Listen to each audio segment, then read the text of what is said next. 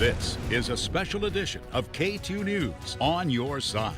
New tonight, a family of 4 from Troutdale was killed in a crash in Deschutes County. Oregon State Police confirmed the parents and their 2 teenage children all died at that crash scene. Tonight, we've learned the 2 teens attended Reynolds High School.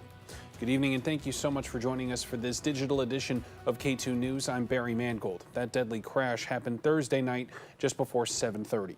State police say a Montana man was driving north on Highway 97 just north of Redmond when he crossed across the center line. Troopers say he then sideswiped a southbound commercial truck and trailer and then hit a Toyota RAV4 head-on. That Toyota caught fire. And inside the RAV4 was 57-year-old Gary Rutledge, his wife, 53-year-old Michelle Jean Windsor Rutledge, 17-year-old Ryan Rutledge, and 15-year-old Kate Rutledge. All of them died at the scene.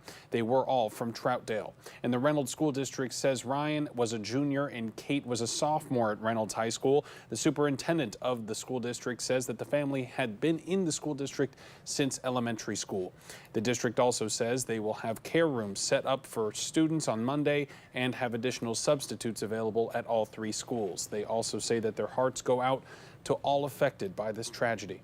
As far as the other crash victims, the man from Montana was seriously hurt and the commercial truck driver was not hurt. State police are working with the Deschutes County's district attorney to investigate this case. They are asking anyone who witnessed the crash to come forward. If you know anything, you should call Oregon State Police. In Portland, police are investigating a deadly crash that happened just before 1 a.m. this morning near the South Waterfront. Officers there responded to South Hood Avenue and South Gibbs Street and found a single car that rolled down an embankment and landed on the off-ramp from southbound I-5. The driver of that vehicle died at a hospital. A passenger that was in the car was not hurt. Police are asking anyone who saw what happened to give them a call. And Washington County deputies have identified a woman who died in this crash that happened last night in Aloha. They say 63-year-old Balbina Andrade was a passenger in a car that was hit head-on at Southeast Cornelius Pass Road near Southwest Augusta Drive. 2 other people were taken to a hospital with unknown injuries from that crash. Deputies say the driver of a Honda pulled out in front of a Tesla and that the Tesla had the right-of-way. They say the Tesla driver tried to avoid the Honda, however, it crashed. Deputies say speed and impairment were not factors in this crash. And Gresham police are investigating a separate deadly crash. Just after 7 o'clock last night, officers responded to Southeast 227th Avenue and Stark to find someone had been hit by a car. First responders tried to save them, however, they died at the scene. If you witnessed anything, call Gresham Police. Also tonight, we are working to find out the identity of a body found in a creek in Clackamas County. The sheriff's office there says their water rescue team recovered it near Southeast 84th Avenue and Southeast Jasmine Lane yesterday afternoon. The medical examiner will determine the cause and manner of death. We'll bring you more information as soon as we learn more. New information for you tonight. Starting next Tuesday, the Morrison Bridge will be lit up white as a call for peace amid the war in the Middle East. This decision comes after several days of controversy among county leaders in Multnomah County as they disagreed on how to respond to the conflict. On Thursday, the County Board of Commissioners debated for an hour about their response. The county chair and 2 commissioners put out a statement saying they stand in solidarity with Israel, and they decided to light the bridge blue and white, saying they stand in solidarity with Israel. Some of the other commissioners issued their own statements, including Palestine. Now we know the county chair has directed the bridge to be lit white for 5 days in a, quote, call for peace and to recognize civilian victims in the Hamas-Israel conflict. In a statement, Jessica Vega-Peterson, the chair, said, quote, collective punishment against populations for the actions of a terrorist organization violates international law and the democratic values we cherish in Multnomah County and the United States. Today marks 1 week since Hamas's initial attack on Israel. Now tensions are running high as Israeli troops gather at the border with Gaza, preparing for a possible ground invasion. Israel is urging residents of Gaza City to evacuate and move south.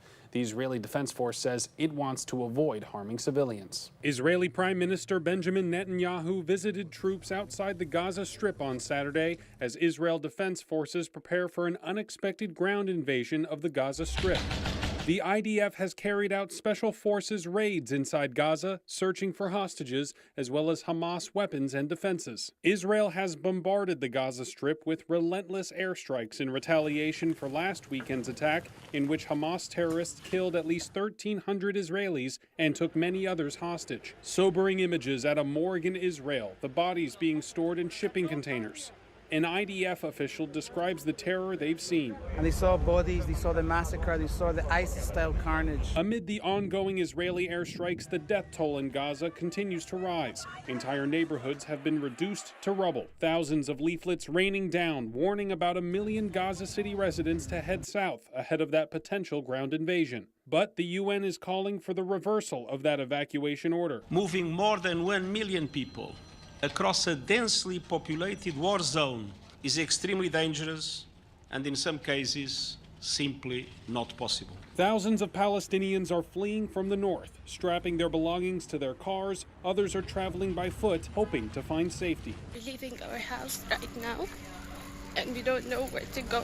21-year-old Tala Herzala sent this voice memo. She says there were bombings as they tried to evacuate, so they returned to their home. Please try to let everyone know how much we are suffering, how we are dying.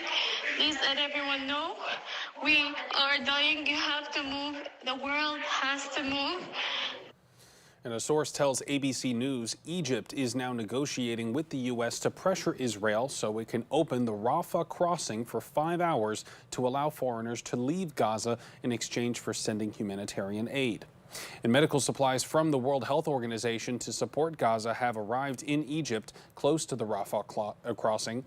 That's according to the WHO's Director General. The supplies, however, have yet to be deployed as the organization is waiting on humanitarian access through that crossing. You can count on KATU to bring you continuing coverage of what's happening in the Middle East. When we're not on the air, you can get the very latest updates at KATU.com. 11 days after Kevin McCarthy lost the House speakership, the dysfunction in Congress continues. So far, no one in the Republican conference has enough support to be elected speaker. Jim Jordan has earned enough votes to secure the nomination, but he still doesn't have enough support to win a vote on the House floor. Jordan says he believes he can unite the party. The Ohio representative is one of the Republicans leading the impeachment inquiry into President Biden, and he's the founder of the far-right House Freedom Caucus that often gave McCarthy trouble. Can you get I think so, yes. I feel very confident in that. I'm going to try to get through. Jordan, who is supported by the former speaker, still doesn't have the 217 votes needed on the House floor to win the gavel. After a tense 5-hour meeting, a secret ballot vote showed 55 Republicans would not support Jordan for speaker. And without a speaker, no legislative business can move forward in the House, and they can't approve aid to Israel or Ukraine. There is also another threat of a government shutdown, with a spending deadline looming next month. And this is new tonight. New photos and videos are coming in of the Ring of Fire eclipse that appeared over Oregon just this morning. The annular solar eclipse happens when the moon lines up precisely between the Earth and the sun, so only the sun's outer rim is visible, hence the Ring of Fire eclipse. Weather permitting, the eclipse was visible from Oregon to Nevada, Utah, New Mexico, and Texas, as well as some parts of California, Idaho, Colorado, and Arizona. The entire eclipse lasted for about 2 hours and 33 minutes. And it was a little foggy and cloudy in the Portland metro area. However, KATU photojournalist Mike Warner captured these photos of the eclipse. Pretty good shots there. Kind of an eerie October version of the solar event. And students in Corvallis hosted their own eclipse viewing on OSU's campus. The Astronomy Club at Oregon State had telescopes and eclipse glasses for everyone who came. Unfortunately, there was some serious cloud coverage there, so it wasn't the best view. Still, the president of the Astronomy Club said it was a great opportunity to learn more about space.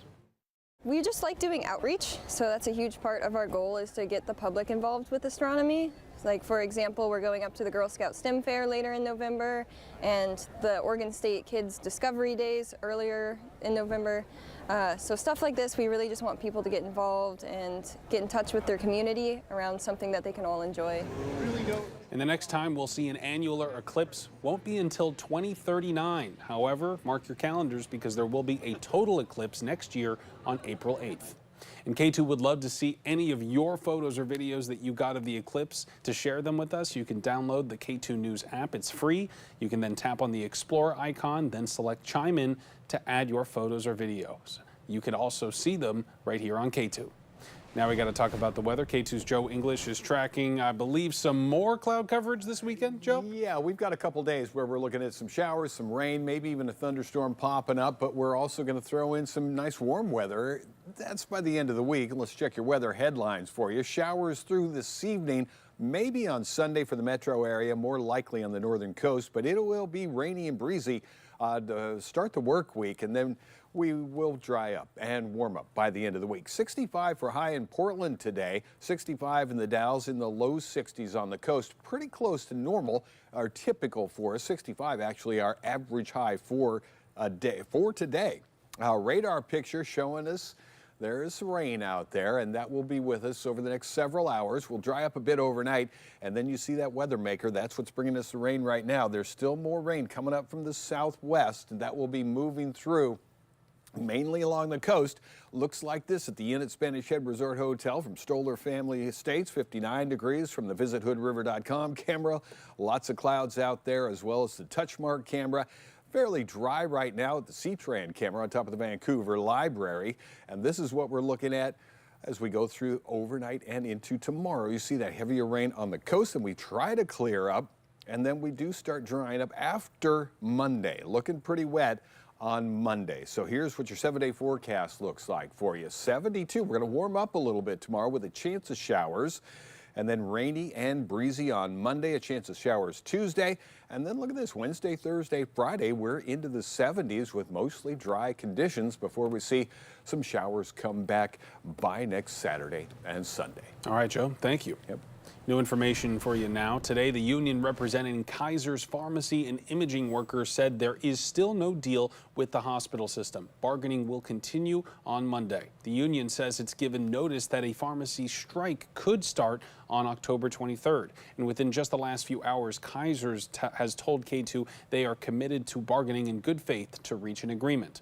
Meanwhile, Kaiser says it has reached a tentative deal with a coalition of unions representing 75,000 healthcare workers who went on strike last week. That tentative agreement now has to be ratified by employees.